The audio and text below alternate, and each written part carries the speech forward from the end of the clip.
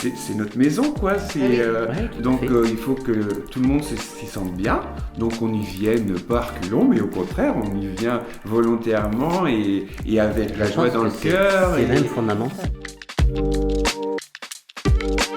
Nous sommes très contents d'avoir reçu le Père Jérôme avec nous, qui nous a apporté aussi un peu de stabilité après plusieurs années d'incertitude, de mouvement, d'arrivée, de départ, d'absence aussi de curé sur la paroisse, sur place.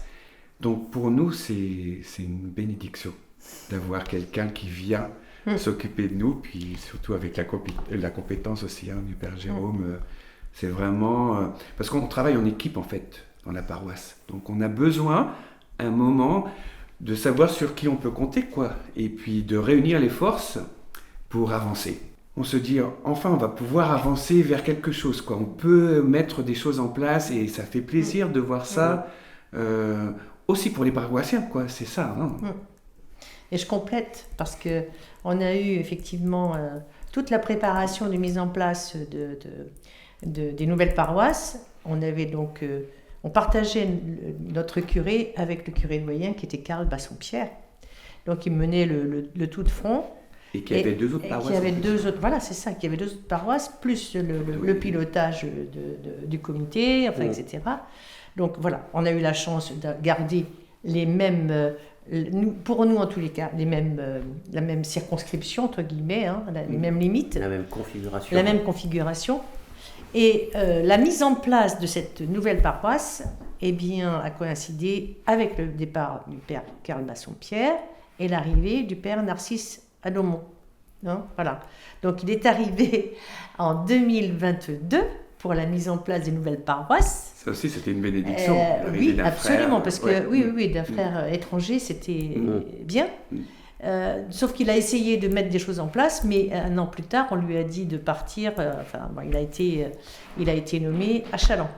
Maintenant, on a le Père Jérôme avec cette stabilité qu'il nous apporte, comme tu disais, Jean-François, et puis voilà. Et puis on peut mettre maintenant un certain nombre de choses en place. Sur 4 ans, c'était un peu compliqué. Heureusement. Il y a des équipes qui sont quand même solides. Oui, tout à fait. Je suis arrivé donc en septembre 2023. Ça fait donc plusieurs mois maintenant que j'ai pu un petit peu mesurer la réalité que constitue cette paroisse. Alors, plusieurs petits points que je pourrais résumer. Le premier, c'est d'abord, le bocage pour moi est une découverte, puisque j'avais été jusqu'à présent en mission 2 ans à Challans et je crois 6 ans à la Chaise-le-Vicomte, dans l'agglomération de La Roche-sur-Yon. Donc je n'avais encore jamais fait de mission dans le bocage.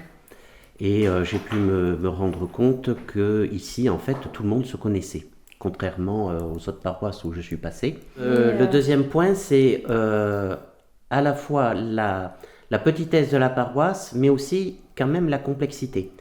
Parce que souvent on se dit, voilà, c'est une paroisse, on aurait peut-être dû commencer par là, qui comprend 6 clochers, donc Saint-Fulgent où nous sommes aujourd'hui, Saint-André-Gouldois qui est juste à côté, Ménard, la Barrotière qui est un peu plus loin, et puis si on revient, on passe par Beaurepaire et Bazoges empaillé. Et Vendrenne.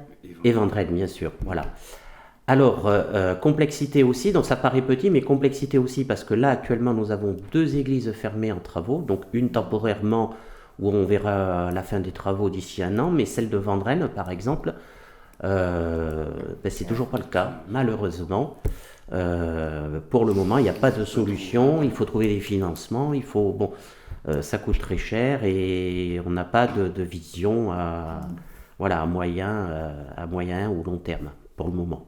En même temps, comme c'est une petite paroisse, les gens sont peut-être plus exigeants en termes de proximité, inconsciemment, parce que quand c'est grand, on se dit, bon, c'est grand, voilà. Mais quand c'est petit, spontanément, on pense qu'on doit être encore... on a d'autant plus de raisons d'être très très proche des gens, etc.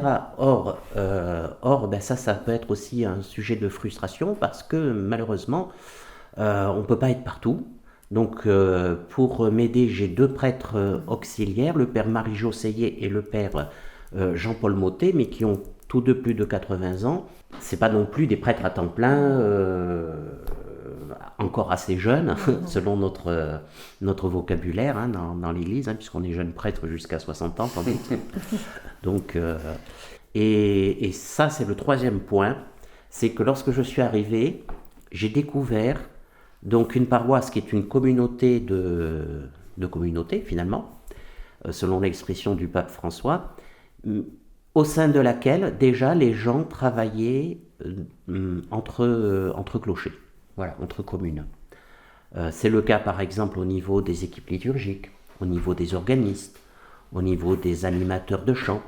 Et il peut arriver aussi, lorsque par exemple beaucoup de décès surviennent dans un endroit, que ce soit d'autres personnes d'un autre endroit qui viennent renforcer l'équipe hein, ou prendre le relais parce que, et ça je pense que c'est un point fort que personnellement j'avais comme objectif d'instaurer, mais finalement j'ai pas eu à le faire parce que c'était déjà bien initié.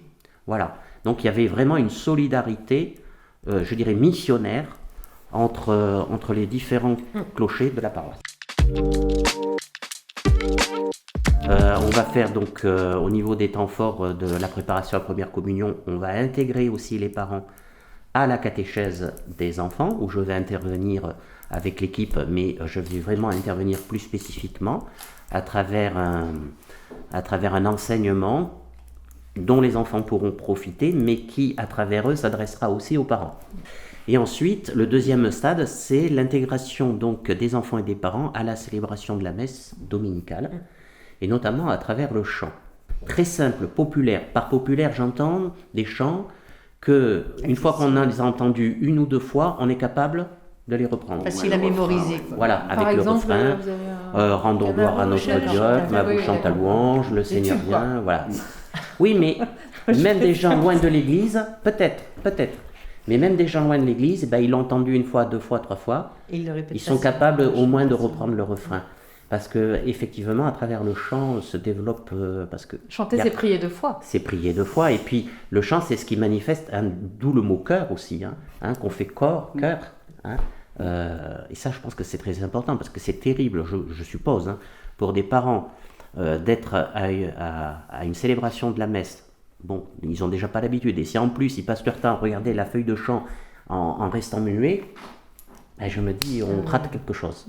Il y a des chants qui seront plus facilement mémorisables. Et qu'on reprendra.